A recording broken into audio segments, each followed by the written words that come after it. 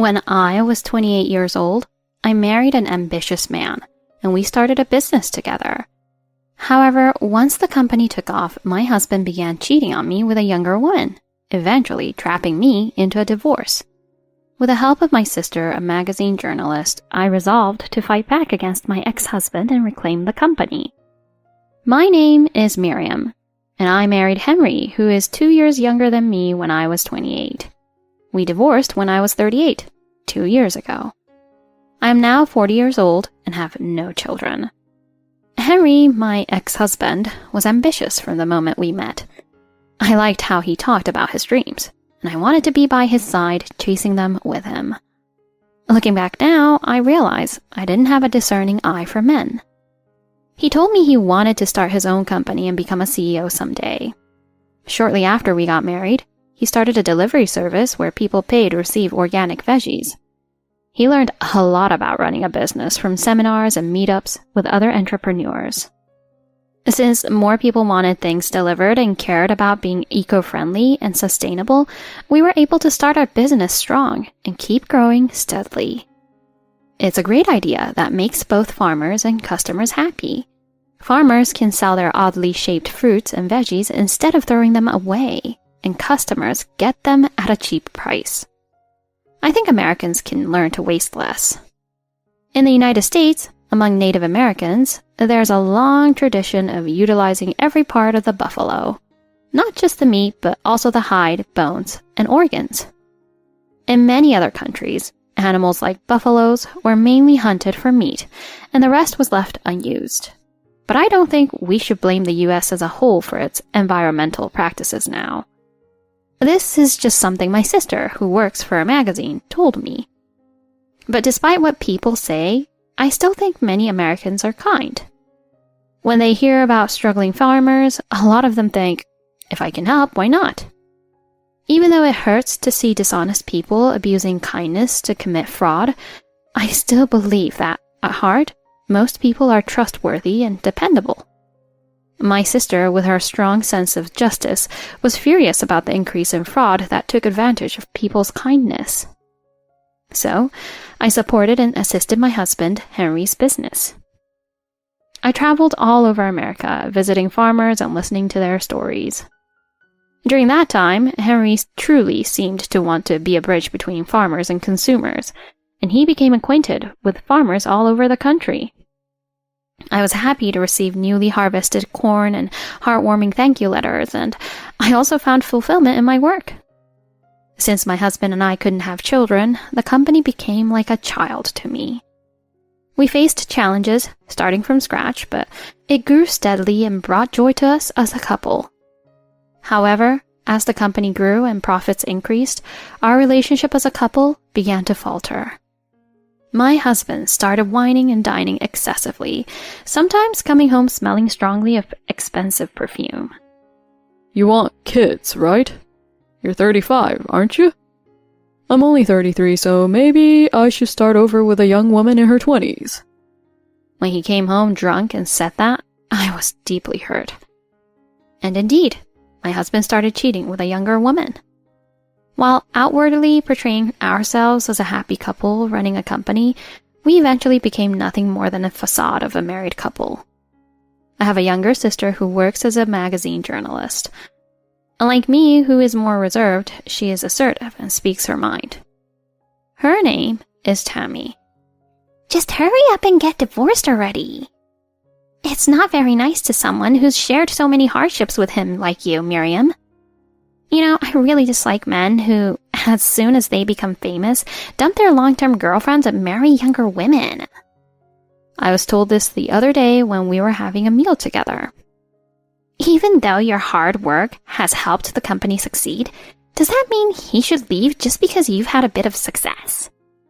I had been considering divorce even before my sister mentioned it. Just then, an incident occurred. My husband asked me to meet someone from a new business contact at a specific place. My husband said we should splurge and reserve a nice restaurant because the client is important. And indeed, it was a first-class hotel restaurant. The man from the business showed up alone, and as we started discussing work over dinner, he didn't quite catch on. But he was a great talker. We ended up drinking more. I can handle alcohol pretty well. You are a good-looking guy, aren't you? Shall we move to the counter for a drink? However, before I knew it, I found myself lying on the bed in a hotel room. I quickly got up and checked, but my clothes were fine and I was alone in the room. My head hurt badly, and I've never felt like this after drinking, so it seemed strange. That's definitely weird. You're really good at handling alcohol. Could it be that someone drugged you? But there wasn't any sign of rough treatment, right? If something like that happened, you'd surely know. Oh no. Could it be that I've become weaker with alcohol as I've gotten older? Oh, Miriam. This is not the time to be so carefree. Though scolded by my sister, I had nothing to feel guilty about, so I asked my husband about the business contact, and he said he knew nothing about his private life. He was quite a handsome guy, wasn't he? Didn't you enjoy yourself too? He said things that made me doubt his character. One day, feeling unsettled, my husband suddenly handed me a completed divorce form. Along with the divorce form, he handed me an envelope. Inside were several photos of me with a man from the other day. Photos of us dining at a table, toasting at the bar counter, and entering a hotel room together. What is this? In the photo of the hotel room, I'm leaning against the man, seemingly surrendering my body to him. You're quite something too. You must have enjoyed it after all. There's no choice but to divorce a cheating woman. I won't ask for compensation. With a smirk, my husband says so. Finally, even I, slow to catch on, realized. From the beginning, it was all orchestrated by my husband. Otherwise, there wouldn't be such photos. If divorce were due to my husband's infidelity, I would naturally be entitled to compensation. To avoid that, he fabricated evidence of mutual infidelity. I thought he was incredibly pathetic. Before I knew it, he had become such a despicable and unrespectable man. No way! Did he just sign the divorce papers and leave? What that man did is a crime, you know. Should we sue or take legal action? Or maybe I can ask our company's lawyer for help? Ugh, I can't believe it, she exclaimed. The magazine my sister works for is known for getting all the big stories first, from entertainment to politics, so they often need lawyers' help for different reasons. It's fine. I don't want to be with that man anymore. I'm relieved to be done with it. Jeez, you've always been like that, haven't you? Not greedy, or rather bold. While amazed, my sister treated me to a slightly extravagant meal. Our parents didn't blame me for returning to home before turning 40. Rather, my mother seemed strangely pleased. Your sister shows no signs of getting married, and you've come back home. My daughters really are. Though she said that, she seemed secretly delighted. After divorcing me, Henry quickly remarried a woman who had just graduated from college at 23. She's not beautiful, but she comes from a good family and seems quiet. A colleague interviewed him for a section on up-and-coming young entrepreneurs. I'm worried about being recognized, you know.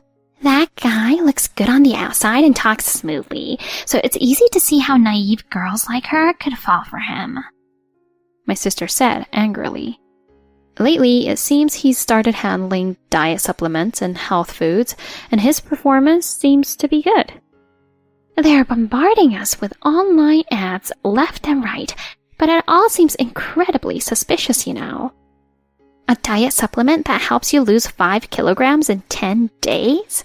Ugh, come on, if something like that existed, humanity would be doomed in no time. But everyone still holds on to a faint hope and ends up buying it. I've seen my sister herself buying and drinking those kinds of beauty supplements several times.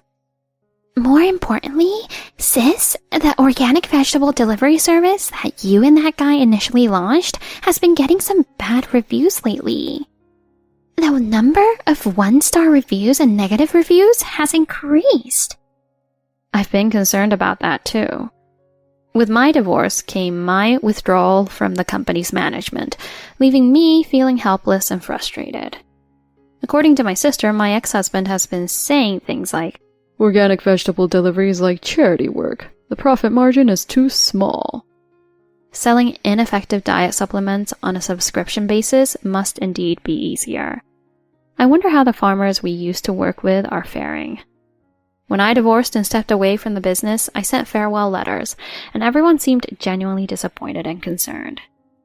They trusted us and signed contracts, so I couldn't help but worry that I was betraying their trust. Just as I was pondering this, a forwarded mail arrived. It was like an internal whistleblowing petition addressed to me personally. And it wasn't just 1 or 2 letters.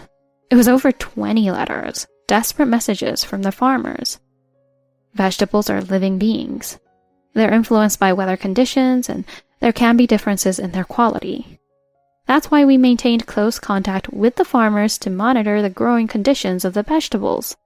When the scheduled vegetables weren't available, we'd seek help from other farmers, building a network of mutual support among them. After I left, my ex-husband, who shifted his focus to other businesses, seemed to have lost his passion for the organic vegetable delivery service he has struggled to establish. The contact with the farmers has ceased, and the interaction has become purely administrative. Furthermore, there are requests to lower the purchase price even more.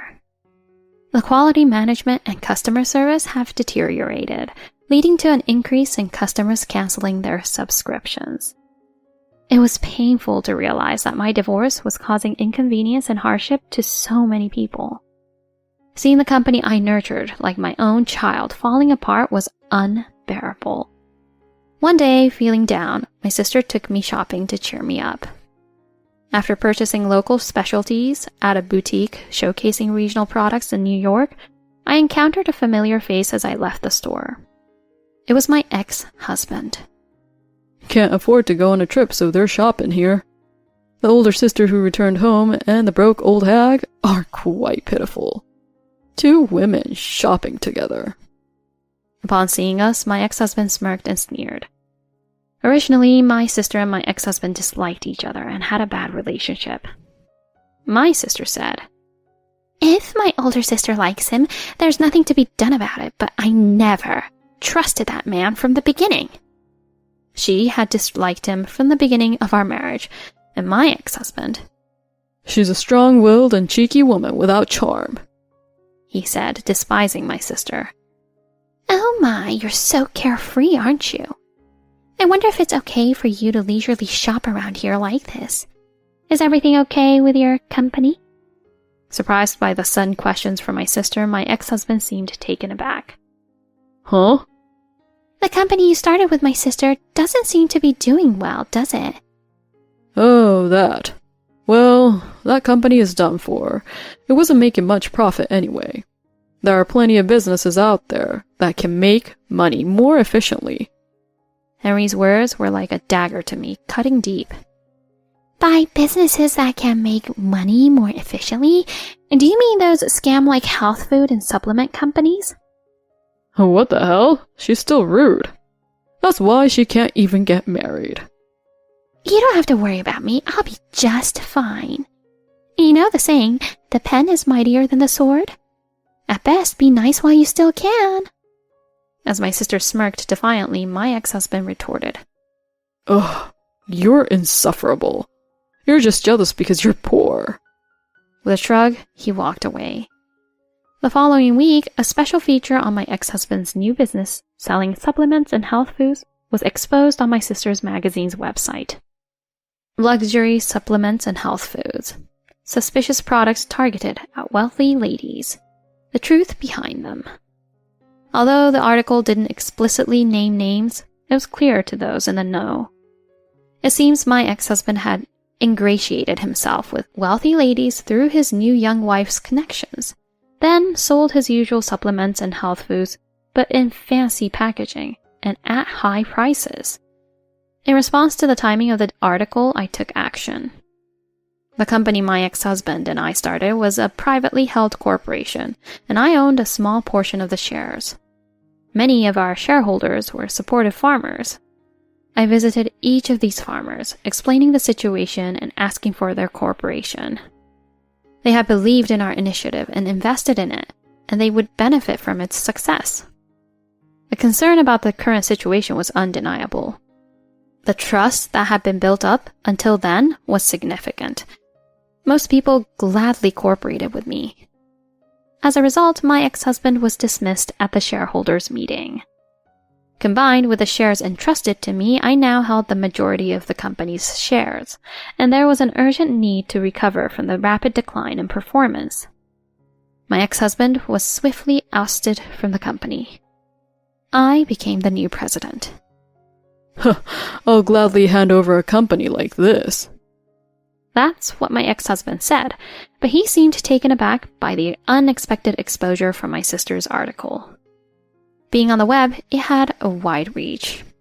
It caught the attention of a certain young wife, and she relayed her concerns to her parents. Upon learning this, the father of the bride became furious, and rightly so. My husband had used his daughter to do something akin to fraud. It was a stain on their family's reputation. It seems they permitted the marriage, thinking there was potential, but it turned out to be a big misunderstanding. With that said, the parents swiftly brought their daughter back and arranged for a divorce. The parents felt sorry for those who trusted their daughter and ended up being harmed, including friends and acquaintances. So, they hosted a lavish party. People sympathized because they thought their innocent daughter was tricked by a bad man, blaming everything on my ex-husband. Ah, that's satisfying. Now that guy won't be able to start a new company anymore. At least not for a while until things cool down. Well, I won't be the one to let things cool down. I'll never forgive him for calling me a washed-up old hag. With that, my sister gulped down a pint of draft beer. I was so happy to have regained control of the company that I ordered another round. For now, I'll focus on rebuilding trust and reacquiring lost customers. I'll give it my all, especially with my dedicated employees who are glad to see me return. Later, it turned out my ex-husband got arrested because he added pharmaceutical ingredients to cheap diet pills from abroad, causing health problems. Although he received a suspended sentence, it seems he lost all his assets due to compensation and damages. Now he's working in what's known as a sweatshop, doing manual labor to repay debts. Once he called me for help. I have no obligation to do so. I said this coldly and hung up the phone. When the company finally settled down a bit, my sister and I invited our parents for a weekend trip to a spa. Stretch out your arms and legs in the spacious open-air bath and enjoy the star-filled sky. My mother seemed to be pleasantly surprised. It's nice to soak in the spa with my 2 daughters like this. It's not the same once they're married off, she said. Well, happiness isn't just about getting married. Saying this, my sister looks at me. Yes, I apologize for causing you concern at that time.